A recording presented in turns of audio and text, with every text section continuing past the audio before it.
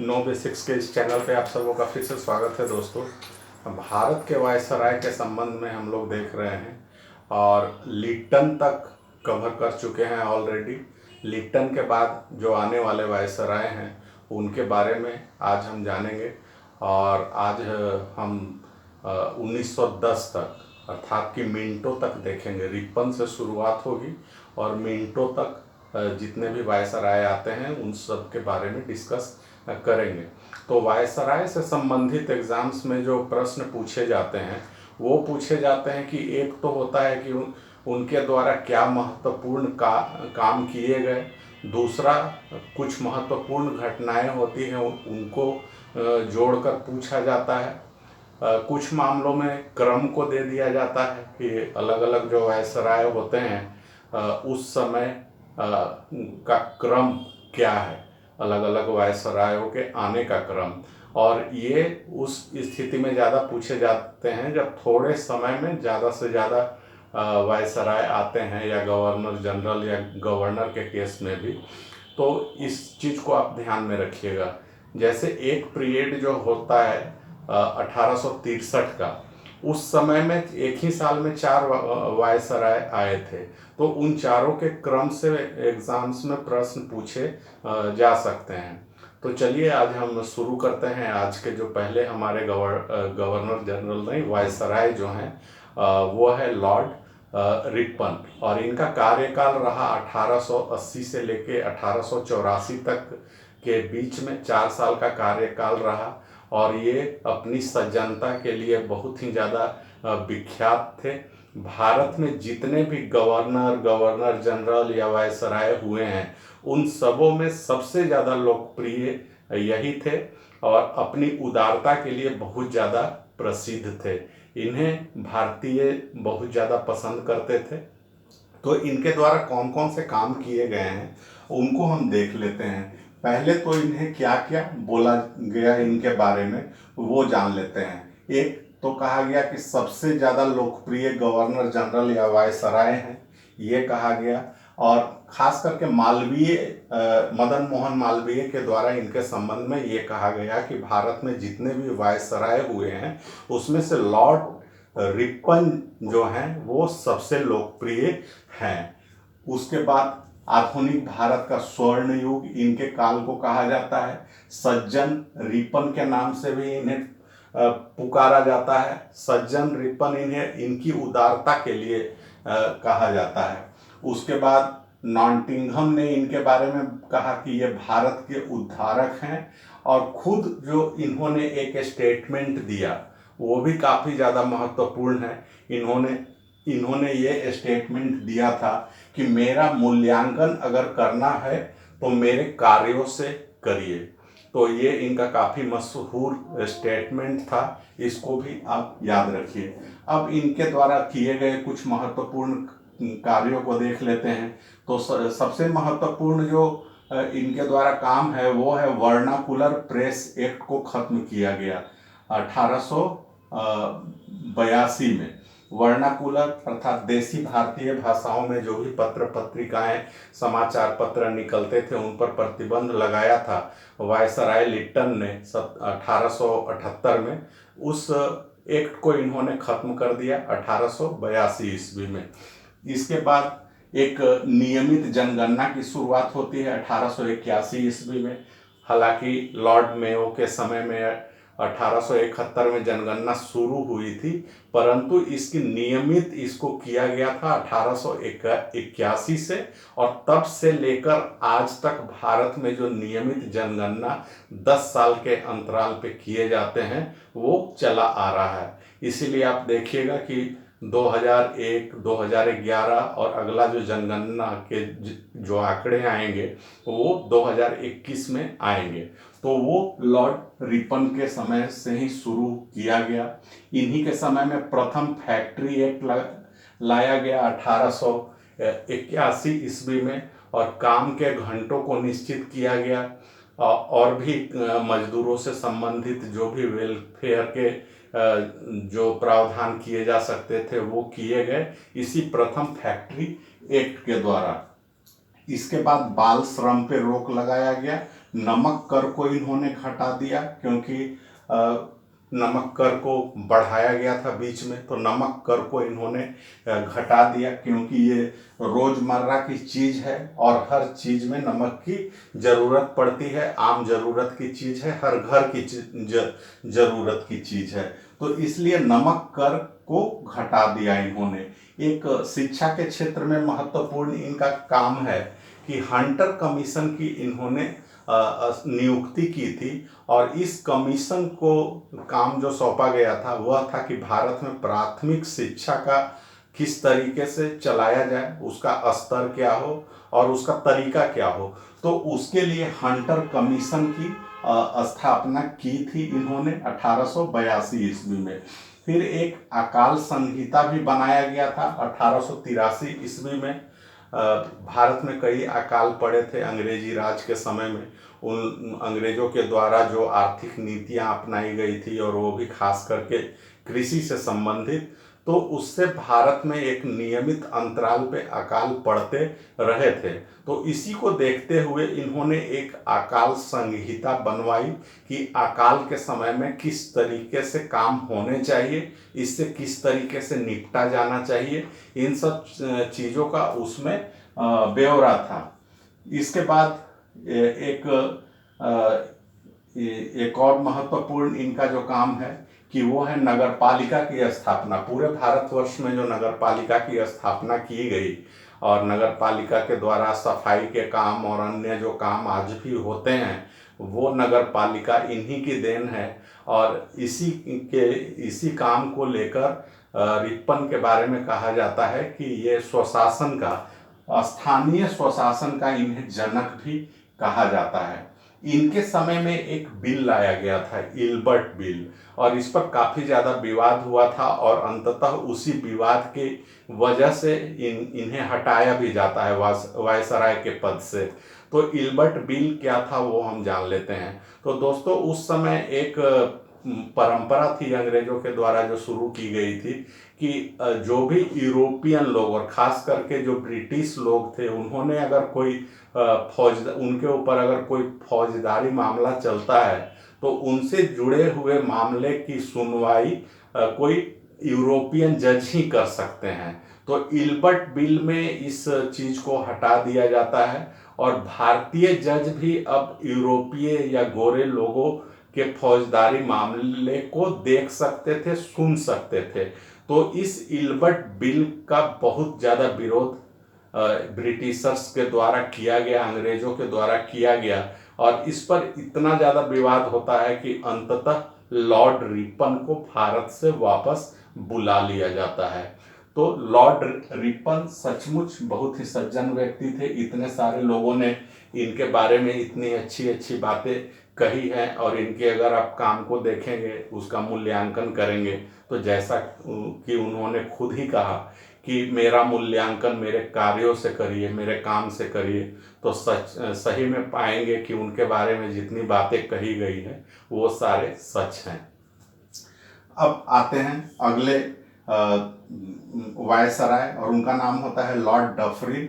1884 से लेकर 1888 तक का इनका कार्यकाल होता है, और यह काफ़ी फेमस है, और इनको जाना जाता है कि इनके समय में कांग्रेस की स्थापना होती है 1885 ईस्वी में। तो इसी के लिए ये लॉर्ड डफरिन सबसे ज़्यादा मशहूर भी हैं, और ये भी कहा जाता है कि कांग्रेस जो थी वो लॉर्ड डफरिन के दिमाग की उपज थी। तो ये बातें कही जाती है लॉर्ड डफरिन के बारे में। कुछ और भी इनके द्वारा महत्वपूर्ण काम हुए हैं, वो देख लेते हैं। बहुत ज़्यादा नहीं है, 2-3 है। एक तो है कि टेनेंसी एक्ट पंजाब में लाया जाता है, और इसमें यह प्रावधान किया जाता है कि किसानों के ज़मीन को छीना नहीं जा सकता है, अर्थात जमींदार लोग किसानों की ज़मीन को हथिया नहीं सकते हैं, छीन नहीं सकते हैं। तो ये एक अच्छा काम था इनके द्वारा। एक और अच्छा काम इन्होंने किया कि लेडी डफरिन फंड बनाया गया इन्होंने, और इस फंड को बनाने का, गठित करने का उद्देश्य था कि भारतीय स्त्री या भारतीय नारियों को सुरक्षा प्रदान करना इसका उद्देश्य था, और ये फंड इन्होंने बनाया था। उसके बाद 1887 ईस्वी में इलाहाबाद विश्वविद्यालय की स्थापना इन्हीं के समय में हुई थी, लॉर्ड डफरिन के समय में। और अल्टीमेटली जो महत्वपूर्ण घटनाएं इनके समय की होती है वो है कांग्रेस की स्थापना। अब हम आते हैं अगले वायसराय के संबंध में, तो वो है लॉर्ड लैंसडाउन। 1888 से लेकर 94 तक का इनका कार्यकाल होता है और इनके समय की कुछ घटनाएं इस प्रकार से हैं। पहली चीज जो है कि डूरंड लाइन इन्होंने, एक डूरंड नामक व्यक्ति थे, उन्हीं को लगाया था, एक सर्वेयर थे। तो भारत और उस समय में भारत और अफगानिस्तान के बीच में सीमा रेखा को निश्चित किया जाना था, तो उसके लिए डूरंड को लगाया गया था और उन्हीं के नाम पे डूरंड लाइन रखा गया। वो भारत और अफगानिस्तान के बीच में सीमा रेखा थी। वर्तमान समय में वही डूरंड लाइन पाकिस्तान और अफगानिस्तान के बीच की सीमा रेखा है। एक और दूसरा फैक्ट्री एक्ट इनके समय में लाया गया। पहला लाया गया था रिपन के समय में, दूसरा फैक्ट्री एक्ट 1892 में इन्हीं का समय में लाया जाता है। और इसमें सबसे बड़ी खासियत होती है इस फैक्ट्री एक्ट की कि साप्ताहिक छुट्टी की घोषणा की जाती है और उसी समय से साप्ताहिक छुट्टी का एक चलन शुरू होता है भारत में कि सप्ताह में एक दिन छुट्टी, 6 दिन काम और 1 दिन छुट्टी। तो वो चीज इसकी शुरुआत यहीं से होती है। और स्त्रियों को, अगर महिलाएं अगर किसी जगह पे काम कर रही हैं तो ये निश्चित किया गया कि महिलाओं से 11 घंटे से ज़्यादा काम नहीं लिया जा सकता है।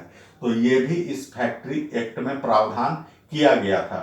इन्हीं के समय में 1892 में इंडियन काउंसिल एक्ट लाया गया था और उसमें भारत में निर्वाचन के सिद्धांत को बतलाया गया था और निर्वाचन की क्या प्रक्रिया होगी, उसी चीज को अपनाया गया और भारत में भी निर्वाचन पद्धति विकसित हुई। अगले वायसराय हैं लॉर्ड एल्गिन।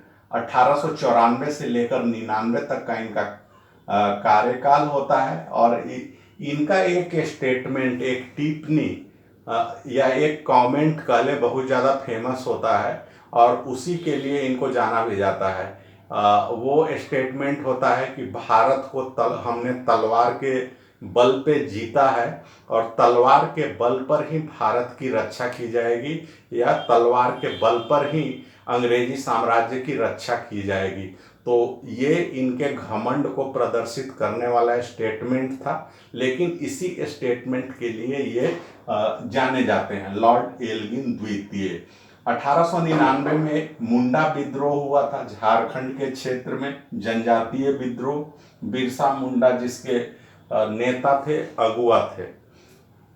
1892 में गणेश उत्सव की शुरुआत होती है, जो महाराष्ट्र में आप देखते हैं बाल गंगाधर तिलक के द्वारा गणेश उत्सव को मनाना शुरू किया गया था और एक राष्ट्रवाद को जगाने का, भारतीयों में राष्ट्र प्रेम और राष्ट्रवाद को जगाने का एक उन्होंने धार्मिक तरीका अपनाया था और इसी के लिए गणेश उत्सव की शुरुआत उन्होंने की थी। और वो गणेश उत्सव अभी भी महाराष्ट्र में काफ़ी धूमधाम से मनाए जाते हैं, हर एक साल आप देखते होंगे। तो उस गणेश उत्सव की शुरुआत इन्हीं के समय में हुई थी। अब हम आते हैं अगले वायसराय के बारे में, लॉर्ड कर्जन। 1899 से लेकर 1905 तक का इनका कार्यकाल होता है और इनका नाम आप लोगों ने खूब सुन रखा होगा। जैसे लॉर्ड रिपन भारत के सबसे लोकप्रिय गवर्नर जनरल या वायसराय थे, तो इसके ठीक उलट लॉर्ड कर्जन जो थे वो भारत के सबसे अलोकप्रिय गवर्नर जनरल या वायसराय थे। इनके द्वारा हालांकि बहुत सारे अच्छे काम भी किए गए, लेकिन एक जो घटना होती है जो इनके समय में किया जाता है और वो है बंगाल का विभाजन किया जाना। तो उस घटना की वजह से ये बहुत ही ज़्यादा भारतीय इतिहास में बदनाम वायसराय या बदनाम व्यक्ति रहे हैं। हालांकि इनके द्वारा किए गए कुछ काम बहुत अच्छे हैं। तो इनके बारे में हम जानते हैं एक तो पहला तो यही है कि सबसे ज़्यादा अलोकप्रिय है। और लॉर्ड कर्जन के बारे में ये भी कहा जाता है कि वायसराय बनने से पहले, अर्थात तो वायसराय जब ये बनकर आते हैं, तो इनको भारत के बारे में जितनी अधिक जानकारी थी उतनी जानकारी किसी भी अन्य गवर्नर जनरल या वायसराय को नहीं थी। गोपाल कृष्ण गोखले, जो कि महात्मा गांधी के राजनीतिक गुरु भी माने जाते हैं, उन्होंने कर्जन की तुलना औरंगजेब से की थी। अब इनके हम काम को देख लेते हैं। तो इनके काम, जैसा कि बतलाया, बहुत अच्छे अच्छे काम इन्होंने किए हैं। और वो काम कौन कौन से हैं तो वो देख लेते हैं। पहला अकाल आयोग इन्होंने एक बनाया था सर एंटोनी मैकडोनाल्ड की अध्यक्षता में 1902 ईस्वी में। दूसरा महत्वपूर्ण काम, एक सिंचाई आयोग इन्होंने बनाया 1901 ईस्वी में सर कॉलिन स्कॉट मनफ्रिक की अध्यक्षता में। फिर एक सहकारी उधार समिति अधिनियम लाया गया इनके समय में 1904 ईस्वी में। और इसमें यह प्रावधान किया गया कि किसानों को कम ब्याज पर ऋण दिए जा सके, जिससे किसान जो है अपनी खेती बाड़ी को ज़्यादा विकसित कर सके और अपना आर्थिक फायदा ज़्यादा से ज़्यादा उठा सके। तो उसके लिए ये एक अधिनियम लाया। ये बहुत अच्छा अधिनियम था, इनके समय में लाया गया था। उसके बाद भारत टंकन एंड पल मुद्रण की शुरुआत इन्हीं के समय में हुई थी 1899 में। और यहीं के बाद से भारत में रुपए छपने शुरू हुए। जो नोट होते हैं, हालांकि सिक्के जो है वो तो पहले भी यहाँ पे बनते थे, लेकिन रुपयों की छपाई जो है यहीं के बाद से शुरू हुई। उसके बाद इन्हीं के समय में पौंड को विधिग्राह्य मुद्रा बना दिया गया, अर्थात भारत में पौंड भी चल सकता है। जैसे रुपया भारत का विधिग्राह्य है अभी के समय में, उस समय पौंड को भी बना दिया गया। तो ये कुछ किया गया। उसके बाद इनके समय में एक पुलिस आयोग का गठन किया गया सर एंड्रयूज फ्रेजर के नेतृत्व में 1904 ईस्वी में। सीआईडी डिपार्टमेंट की इन्होंने स्थापना की 1903 ईस्वी में।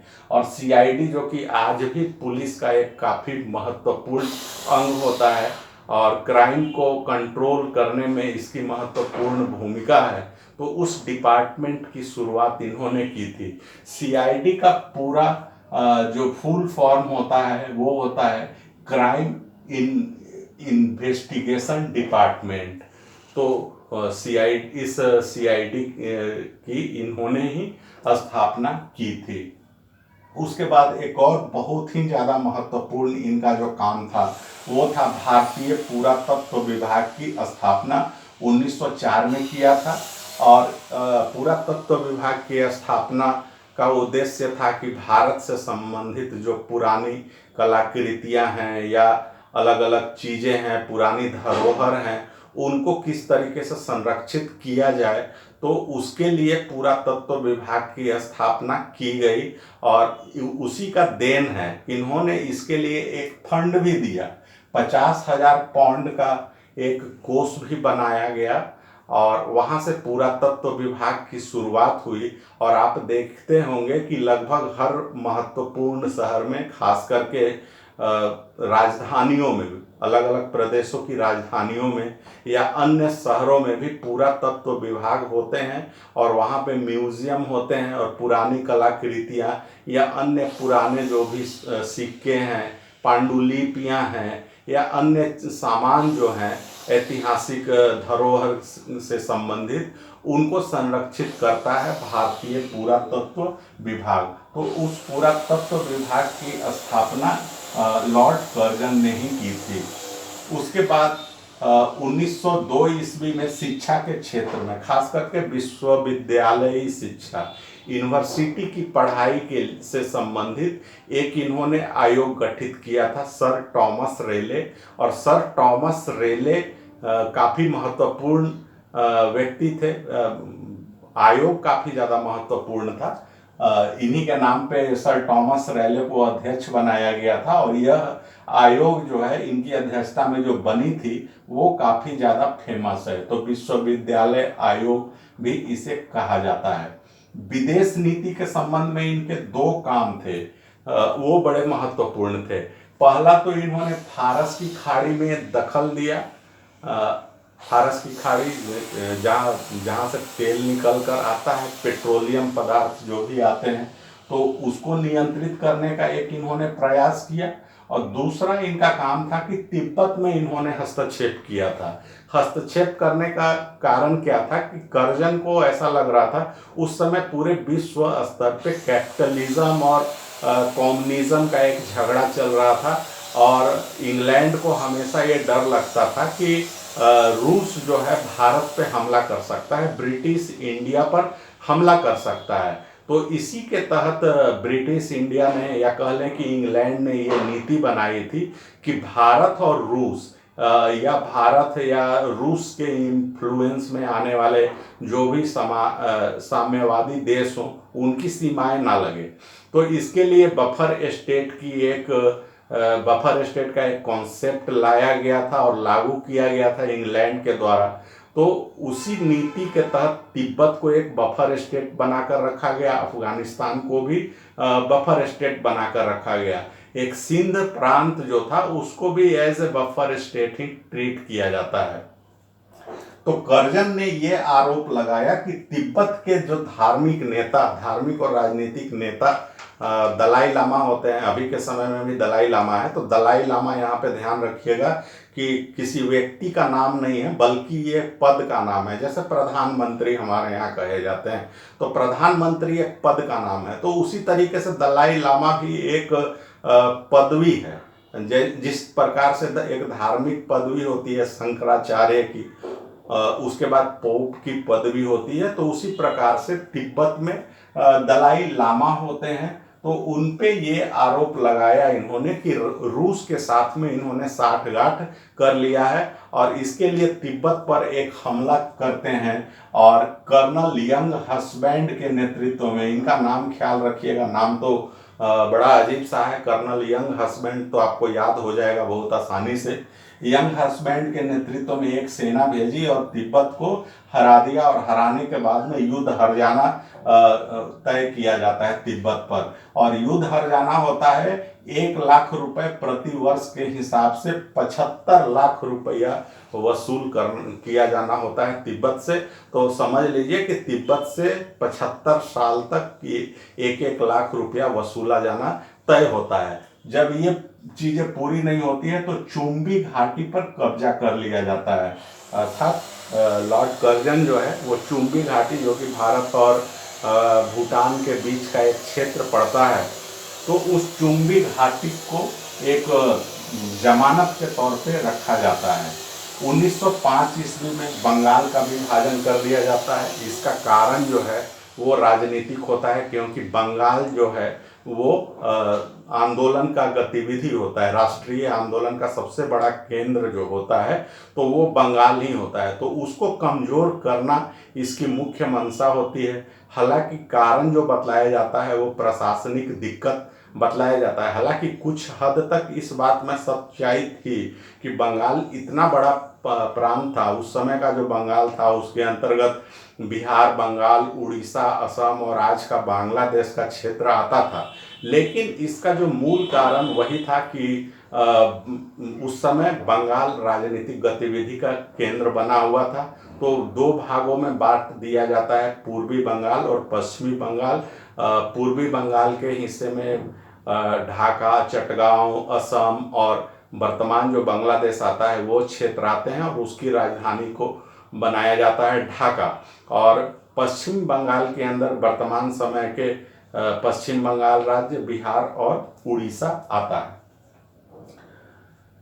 1900 में, उसके बाद 1900 ईस्वी की एक घटना होती है कि कीचनर भारत के सेनाध्यक्ष बनकर आते हैं। इनका नाम इसलिए ले रहा हूं कि कीचनर से विवाद हो जाता है। बाद में सेनाध्यक्ष का लॉर्ड कर्जन के साथ विवाद होता है, और उसी विवाद की वजह से लॉर्ड कर्जन वायसराय के पद से इस्तीफा दे देते हैं।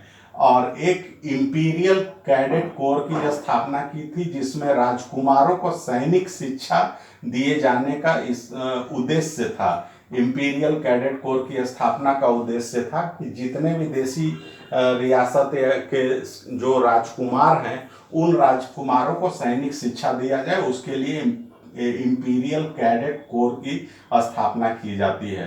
1905 ईस्वी में कीचनर से विवाद होने पर ये इस्तीफा दे देते हैं, और इनका एक स्टेटमेंट बड़ा कर्जन का फेमस होता है, और वो कहते हैं कि मैं रिटायरमेंट के बाद कलकत्ता नगर पालिका का मेयर बनना पसंद करूंगा। तो ये काफ़ी महत्वपूर्ण स्टेटमेंट होता है। अब अगले वायसराय होते हैं लॉर्ड मिंटो। 1905 से 1910 तक आते हैं, और इनके समय की महत्वपूर्ण घटना जो है 2-3 है, और दोनों जो हैं 2-3, ये सारी घटनाएं काफ़ी ज़्यादा फेमस है। कई घटनाएं हुई हैं, लेकिन जैसे 1906 ईस्वी में आगा खान और सलीमुल्लाह खान ने ढाका में मुस्लिम लीग की स्थापना की।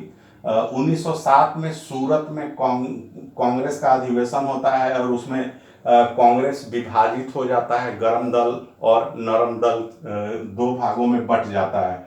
फिर 1909 ईस्वी में मॉर्ले मिंटो सुधार, इसके बारे में हम लोग ऑलरेडी देख चुके हैं, वो लाया जाता है, और इसमें पृथक निर्वाचन और मुस्लिमों के लिए पृथक निर्वाचन की व्यवस्था की जाती है। और भी घटनाएं घटती है, जैसे मदनलाल धिंगरा ने लंदन में कर्नल वायसी की गोली मारकर हत्या कर दी थी। तो ये सब कुछ घटनाएं लॉर्ड मिंटो के समय की हैं। आगे के जो वायसराय होंगे उनके बारे में 1 या 2 वीडियो में हम कवर कर लेंगे। दोस्तों, मैं उम्मीद करता हूं कि ये वीडियो आपको अच्छा लगा होगा, पसंद आया होगा। अगर अच्छा लगा हो तो इसे लाइक करें, शेयर करें, अपने दोस्तों के बीच में इस चैनल को आगे बढ़ाने में मदद करें। उन स्टूडेंट्स तक ये वीडियो ज़रूर पहुंचाएं जो कॉम्पिटिटिव एग्जामिनेशंस की तैयारी कर रहे हैं, खास करके स्टेट सर्विस, पीसीएस या उस तरीके की एग्ज़ाम या यूपीएससी की तैयारी कर रहे हों, तो उन लोगों तक ज़रूर पहुंचाइए। इस चैनल को सब्सक्राइब कर लीजिए, नोटिफिकेशन वाली घंटी ज़रूर से दबा दीजिए। फिर से मिलते हैं अगले वीडियो में, तब तक के लिए धन्यवाद।